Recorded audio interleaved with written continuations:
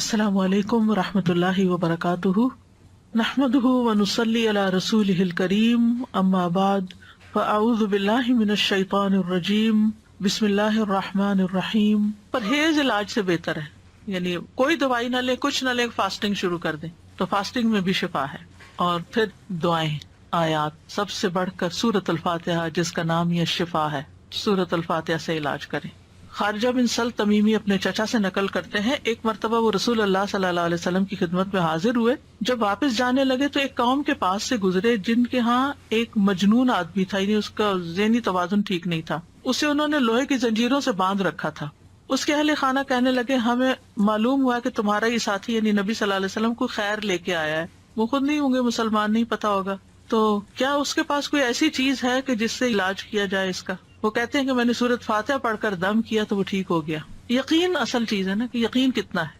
ایک لیکچر یقین پر بھی ہونا چاہیے، کیونکہ نا دین کے معاملے میں، دعاؤں کے معاملے میں ہمارا یقین نہیں ہوتا۔ الثقۃ باللہ۔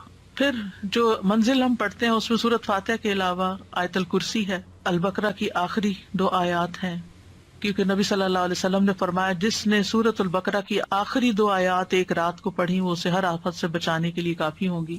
اور آیت الکرسی کا تو فائدہ آپ کو معلوم ہی ہے۔ پھر معوذات ہیں، قل هو اللہ احد، قل اعوذ برب الفلق، قل اعوذ برب الناس۔ نبی صلی اللہ علیہ وسلم نے فرمایا صبح اور شام 3 بار معوذات کہہ لو تو یہ ہر چیز سے تمہیں کفایت کریں گی۔ پھر یہ دعا جو کل میں نے آپ کو بتائی تھی، انی مسنی الضر وانت ارحم الراحمین۔ اور اگر وسوسے آ رہے ہیں بہت اور بے چینی ہے اور دل پریشان ہے تو انی مسنی الشیطان بنصب وعذاب، کہ شیطان نے مجھے سخت تکلیف اور عذاب میں ڈال رکھا ہے، یعنی وسوسوں اور نیگیٹو تھنکنگ کی وجہ سے۔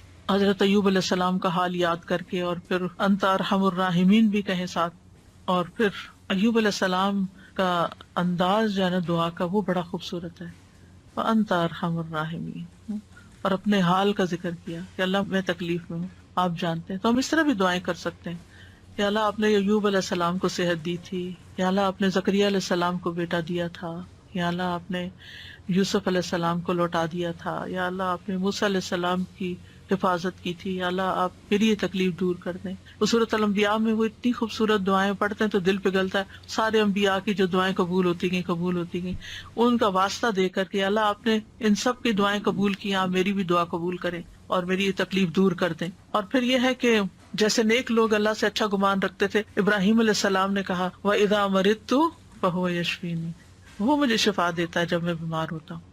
یہ یقین ہو اور پھر اس طرح شفا مانگے اللہ سے کہ اللہ تعالیٰ آپ کے ہاتھ میں شفا، بیدک الشفا۔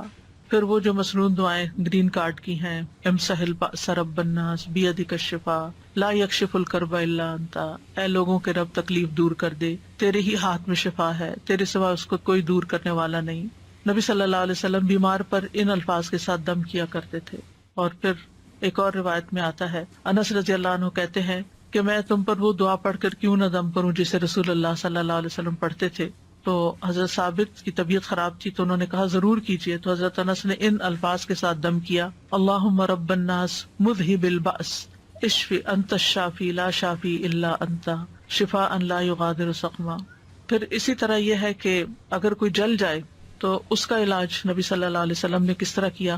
ایک خاتون کہتی ہیں کہ میں حبشہ سے واپس آ رہی تھی، مدینہ سے کچھ فاصلے پر تھی تو کھانا پکانا شروع کیا، لکڑیاں ختم ہوئی تو لکڑیوں کی تلاش میں نکلی تو بچے نے ہانڈی اپنے اوپر گرا لی اور وہ بازو پہ گر گئی اور وہ جل گیا۔ تو وہ پھر لے کے نبی صلی اللہ علیہ وسلم کی خدمت میں حاضر ہوئی، کہا اللہ کے رسول صلی اللہ علیہ وسلم میرے ماں باپ آپ پہ قربان، یہ محمد بن حاتم ہیں اور ان کے ساتھ یہ ہوا ہے۔ تو آپ نے اپنا لعاب دہن ڈالا اور سر پہ ہاتھ پھیرا اور برکت کی دعا کی، اور اس جلی ہوئی جگہ پر لعاب دہن ڈالتے جاتے تھے اور ساتھ یہ دعا پڑھتے تھے، اذہب البأس رب الناس واشفی انت الشافی لا شفاء الا شفاؤک اشفی شفاء لا یغادر سقما۔ اور پچھلے دنوں ایک پوسٹ آپ نے بھی شاید دیکھی ہو جس میں وہ کوئی حکیم یا طبیب ایسی ریکمینڈ کرتا ہے کہ اگر کوئی شخص صبح کے وقت اپنا پہلا لعاب اپنی آنکھوں کے اندر لگاتا ہے تو اس کی آنکھوں کی بینائی تیز ہو جاتی ہے اور بیماریاں دور ہوتے ہیں۔ بہرحال لعاب کے اندر بھی اللہ نے شفا رکھی ہے، اور پھر اسی طرح خود کو تکلیف ہو، اور یہ تو میں نے بہت دفعہ آزمایا ہے کہ درد کی جگہ پر ہاتھ رکھ کے انسان 3 دفعہ بسم اللہ پڑھے اور 7 دفعہ اعوذ بعزت اللہ وقدرتی من شر ما اجد واحاذر. بہت ہی خوبصورت دعا ہے اور بہت جلد تکلیف دور ہوتی ہے. خاص طور پہ اگر گھٹنوں وغیرہ میں تکلیف ہے تو آپ ان کو کلونجی کے آئل سے رب بھی کرتے جائیں اور یہ دعا پڑھتے جائیں تو انشاءاللہ ٹھیک ہو جائیں گے. پھر اسی طرح اگر کہیں پھوڑا پھنسی ہے چھوٹا موٹا تو اس پر نبی صلی اللہ علیہ وسلم یہ دعا پڑھتے تھے، بسم اللہ تربت اردنا بریقت بعدنا لیشفی بہ سقیمنا باذن ربنا. اللہ کے نام کے ساتھ ہماری زمین کی مٹی، یعنی جس زمین پہ انسان رہتا ہے وہیں کی مٹی لے سکتا ہے اگر مدینہ کی مٹی نہ ہو. ہمارے رب کے حکم سے ہم میں سے بعض کے لعاب کے ساتھ ہمارے بیمار کو شفا دی جائے. یعنی وہاں پر کوئی بڑی بڑی فارمیسیز نہیں تھی، کوئی اور علاج کے لیے ہاسپٹل نہیں تھے، تو یہی چیزیں جو تھیں نبی صلی اللہ علیہ وسلم نے عملاً کر کے دکھائیں اور لوگوں کو فائدہ بھی پہنچا. تو نبی صلی اللہ علیہ وسلم کسی کے جسم پر کوئی پھوڑا، کوئی زخم، کوئی تکلیف ہوتی تو لعاب کے ساتھ مٹی لگا کے اس جگہ پر لگا دیتے تھے. اور راکھ کا لگانا جو ہے، آپ صلی اللہ علیہ وسلم کو جب جنگ احد میں آپ کو تکلیف پہنچی تھی تو حضرت فاطمہ نے چٹائی جلا کے اس کی راکھ جو تھی وہ وہاں لگا کے تو پٹی کی تھی، تو اس میں بھی اللہ تعالیٰ نے شفا رکھی ہے. اور پھر اسی طرح تکلیف اور پریشانی کے وقت کی جو عام دعائیں ہیں وہ بھی پڑھنی چاہیے. یا حی یا قیوم برحمتک استغیث اللہ اللہ ربی لا اشرک بہ شیئا. پھر اسی طرح لا الہ الا انت سبحانک انی کنت من الظالمین. پھر نبی صلی اللہ علیہ وسلم جب کرب اور تکلیف اور پریشانی اور بے چینی ہوتی تھی اس وقت پڑھتے تھے لا الہ الا اللہ العظیم الحلیم، لا الہ الا اللہ رب العرش العظیم، لا الہ الا اللہ رب السماوات و رب الارض و رب العرش الکریم. یعنی عرش سب سے بڑی چیز ہے نا مخلوقات میں سے، تو اس کے رب کا واسطہ دے کر پھر دعا کرتے تھے. پھر اسی طرح عافیت کی دعائیں بھی مانگنی چاہیے کہ اللہ تعالیٰ بیماریوں سے محفوظ رکھ، خاص طور پر جب کوئی وبا وغیرہ پھیلی ہو یا آپ کسی بیمار کو دیکھیں یا ہاسپٹل میں جائیں یا کسی کی تیمارداری کرنے جائیں. ویسے بھی صبح شام 3 دفعہ اللہم عافنی فی بدنی، اللہم عافنی فی سمعی، اللہم عافنی فی بصری، لا الہ الا انت. پھر اللہم انی اعوذ بک من زوال نعمتک وتحول عافیتک وفجاءۃ نقمتک وجمیع سخطک. اے اللہ بے شک میں تیری پناہ لیتا ہوں اس بات سے کہ تیری دی ہوئی کوئی نعمت مجھ سے چھن جائے اور تیری دی ہوئی عافیت پلٹ جائے اور کوئی ناگہانی عذاب آ جائے، اور میں تیری تمام ناراضگیوں سے تیری پناہ لیتا ہوں. اور پھر اللہم انی اعوذ بک من جہد البلاء ودرک الشقاء وسوء القضاء وشماتۃ الاعداء. اے اللہ بے شک میں تیری پناہ مانگتا ہوں سخت مصیبت، بدبختی لاحق ہونے، بری تقدیر اور دشمنوں کے خوش ہونے سے. پھر اسی طرح اللہم انی اعوذ بک من السمم والبکم والجنون والجذام والبرص وسیء الاسقام. اے اللہ بے شک میں بہرے پن، گنگے پن، پاگل پن، کوڑ، برس اور تمام بری بیماریوں سے تیری پناہ مانگتا ہوں. اور پھر اللہم انی اعوذ بک من الہم والحزن والعجز والکسل والجبن والبخل وغلبۃ الدین وقہر الرجال. اخلاقی بیماریوں سے، روحانی بیماریوں سے نجات. اے اللہ میں تیری پناہ مانگتا ہوں دکھ، غم، عاجزی، سستی، بخل، بزدلی، قرضداری کے بوجھ اور لوگوں کے اپنے اوپر غلبے سے. پھر اعوذ بکلمات اللہ التامات من شر ما خلق. ہر طرح کے شر سے اللہ تو مجھے بچا لے. جہاں بھی انسان جائے، کسی شہر میں جائے، کسی جگہ پر جائے، پلین میں ہو، کہیں پر آپ انٹر ہو، بینک میں، اسکول میں، تو 3 دفعہ اگر آپ یہ پڑھ لیں کوئی چیز آپ کو نقصان نہیں دیتی. کیونکہ انسان کو ڈر ہوتا ہے نا کہ یہ وائرسز ہوں گے، اور خاص طور پر آج کل کے سیناریو. پھر اعوذ بکلمات اللہ التامات من کل شیطان وہامۃ ومن کل عین لامۃ. یعنی لوگوں کی گیدرنگ میں جائیں آپ کو ڈر ہوتا ہے کہ نظر نہ لگ جائے، کوئی اور اسی طرح کی چیز. یہ دعا بھی بہت فائدے کی ہے، ویسے بھی پڑھنی چاہیے. اور پھر شیطانی وسوسے سے اگر بہت نیگیٹو تھنکنگ ہو رہی ہو اور بہت برے برے خیالات آ رہے ہوں، کسی کے بارے میں کوئی بات بہت بری ستا رہی ہو، تو اعوذ بکلمات اللہ التامات من غضبہ وعقابہ وشر عبادہ ومن ہمزات الشیاطین وان یحضرون. خاص طور پہ برا خواب آنے کے بعد اگر دل پہ بار بار پریشانی کا خیال آ رہا ہے، بار بار آ رہا ہے، تو اس کو بھی جھٹکنے کے لیے یہ دعا پڑھی جا سکتی. تو اللہ تعالیٰ محفوظ رکھیں گے.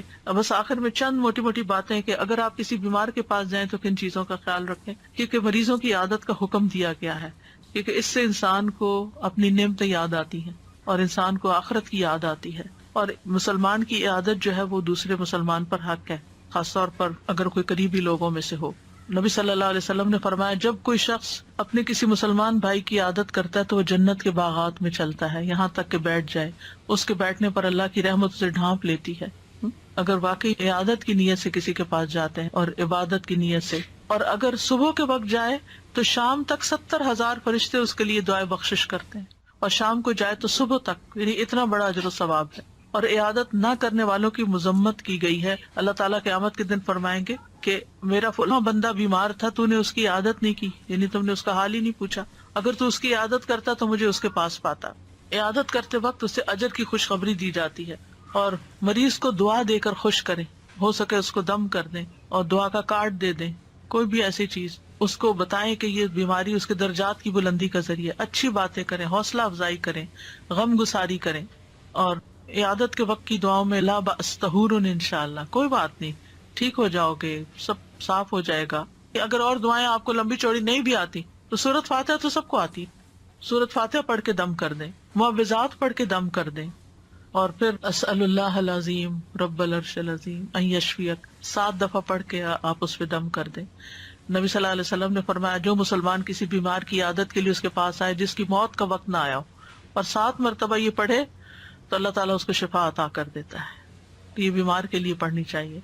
پھر اللہم اشف فلان، اگر دور بیٹھے ہیں تو دور سے دعائیں کر دیں، اور دیگر بھی اذہب البأس اور مذہب البأس، اور یہ ساری دعائیں جو پہلے میں آپ کو بتا چکی ہوں دیگر بیماریوں کے علاج میں، یہ دعائیں گرین کارڈ پہ لکھی ہوئی ہیں، ان سب کا بھی یعنی اگر آپ کے پاس زبانی یاد نہیں تو دیکھ کے بھی آپ ان کو پڑھ سکتے ہیں، اور ساتھ اپنے لیے بھی ایک دعا مانگیں کہ اللہ مجھے اس سے عافیت میں رکھنا، یعنی الحمدللہ الذی عافانی مما ابتلاک بہ وفضلنی علی کثیر ممن خلق تفضیلا۔ تو حدیث میں آتا ہے کہ جو یہ پڑھے گا اس مصیبت سے محفوظ رہے گا جس میں دوسرا مبتلا ہے۔ تو اللہ تعالیٰ ہمیں بیماریوں میں اور ساری تکلیفوں میں درست رویہ اختیار کرنے کی توفیق دے، اور سنت کے مطابق علاج بھی اور بہیو کرنے کی توفیق دے جس سے اللہ تعالیٰ راضی ہو جائے۔ یہ ایک بھاری امتحان ہے، اس امتحان کو پاس کرنا ضروری ہے، اور پاس کرنے پر بہت بڑے درجات ہیں، اور اگر انسان اس پر ناکام ہو جاتا ہے تو دنیا میں بھی تکلیف اور آخرت کی بھی تکلیف۔ وآخر دعوانا ان الحمد للہ رب العالمین۔ سبحانک اللہم وبحمدک، اشہد ان لا الہ الا انت، استغفرک واتوب الیک۔ السلام علیکم ورحمۃ اللہ وبرکاتہ۔